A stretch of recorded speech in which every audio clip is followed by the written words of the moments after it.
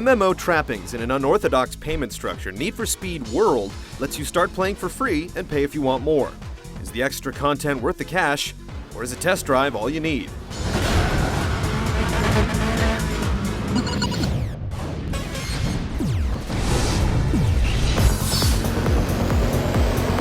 Need for Speed World's leveling structure is at the core of its design. At the end of every race, you earn experience known as rep, and leveling up nets you access to additional races, cars, upgrades, and special driver skills, like perfect starting line launches.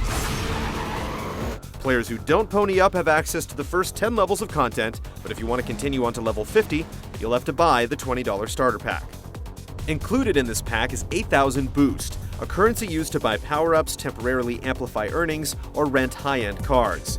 Boost equates to real money, separate from the virtual cash won from races. And if you do the math, you'll realize that every time you hit the nitro button, you're essentially spending a dime. Lucky cards at the end of every event will randomly give you extra power-ups, but the only other way to get more is to buy them.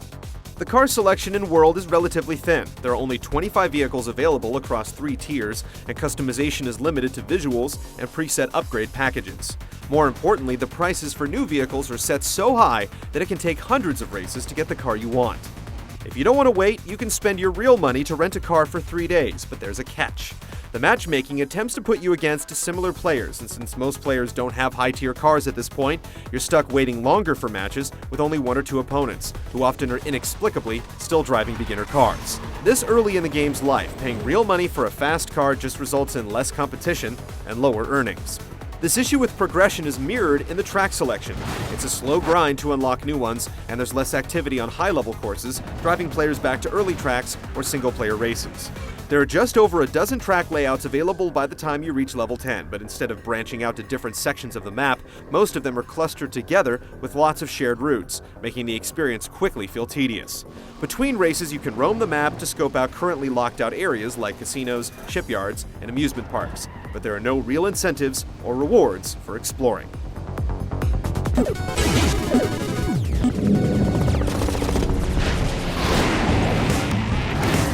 While Need for Speed World calls itself an MMO, there's no real emphasis on large groups or cooperation. Other players' cars are visible in free roam and there are chat channels, but collision detection is turned off on the main map to reduce mischief, and races are limited to 8 participants. The handful of event types include point-to-point sprints, multi-lap races, police pursuits, and meeting places just to chat and mess around. The handling is simple and easy to pick up and play, letting you dive into last-minute shortcuts and swerve around spawning traffic. Nitrous is nothing new to the series, but there's a greater emphasis on power-ups overall. Traffic magnets target players in the lead, causing cars to swerve toward them. Juggernaut gives your car more ramming power, and other abilities let you make emergency escapes from the cops or repair tires after driving across spike strips. This is getting out of control. I'm gonna take him out.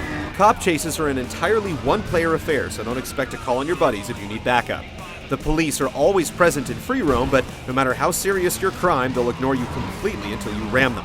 Then it's time to lead them on a drive through the local golf course. Chases are about what you'd expect. You can cause destruction to wreck patrol cars, and you'll have to avoid roadblocks, spike strips, and SUVs that slam you head-on. You'll rack up additional rep for getting through these traps, but there's little masking the fact that cops spawn just up the road, and the game erroneously gives you credit for dodging spike strips, even when you drive directly over them. He went over the spikes. He's over the spikes. He went over the spikes. He's over the spikes.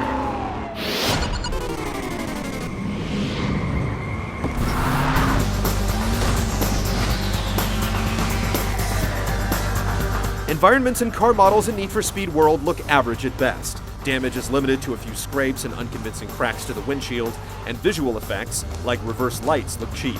Traffic cars are a constant distraction as they blink in and out, and free roam is a visual mess with player cars constantly clipping through each other.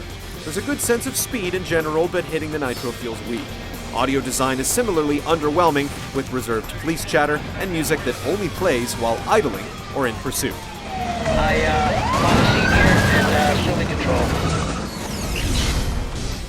Need for Speed World is a slow crawl toward new tracks and cars, and at this point, its design offers more rewards for players that stick to what's free in lieu of checking out the paid content. The experience becomes a monotonous grind before you get anywhere near the level 10 cap for free players, so put some time in before you slap down $20. Target vehicle. He just plowed into the block.